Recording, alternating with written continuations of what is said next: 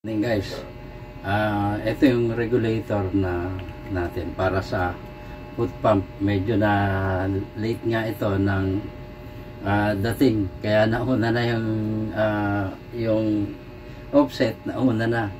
Yung sabi namin to, paano na lang to. Kung makikita nyo, ang ganda ng quality ng regulator na to.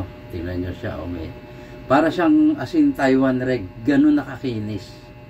Ayan, tapos tingnan nyo yung gauge niya, maliit, ang cute. O, diba? So, para siyang Taiwan regulator na. Ganun na rin yung takip ng quick fill.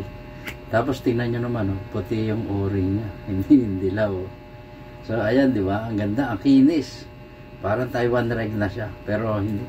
Ang presyo po niyan is parehas lang doon sa mga China reg. At saka China reg naman talaga din. So, ito ay i-adjust ko, isi-set ko siya para 800 PSI na to para sa foot pump. Hindi po kasi ako nagsisetting o nag-a-adjust ng regulator kapag sa foot pump gagamitin. Talagang as in original na 800 PSI talaga ang kinakabit ko. Talagang yun lang. Hindi siya 1,000, hindi 1,2, hindi 800 lang talaga. So, parehas ito sa CO2, yung setting niya, yung kanyang... So, babaguhin ko lang to kasi hindi magre-release ng hangin niya. Kailangan may nakatukod dyan.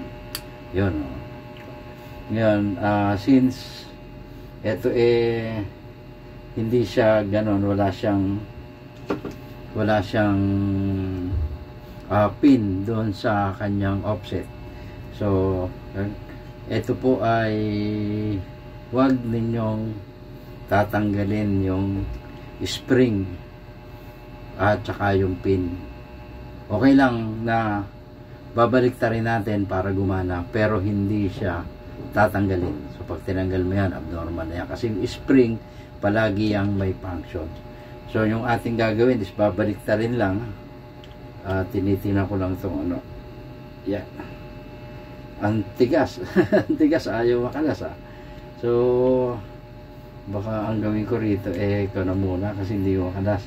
Gagamitan ko pa ng tools na ito hindi yata na ipopost ito Try nga natin ipost. Ayan. So sa sunod ka na lang, ang gagawin ko lang is tatanggalin ko to. Pagbabaliktarin ko yung pin at saka spring.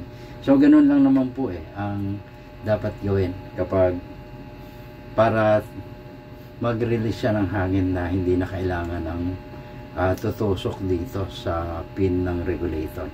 So yon, wag nyo pong itatapon yon, ibabalik nyo rin yan, babaliktarin nyo lang para na.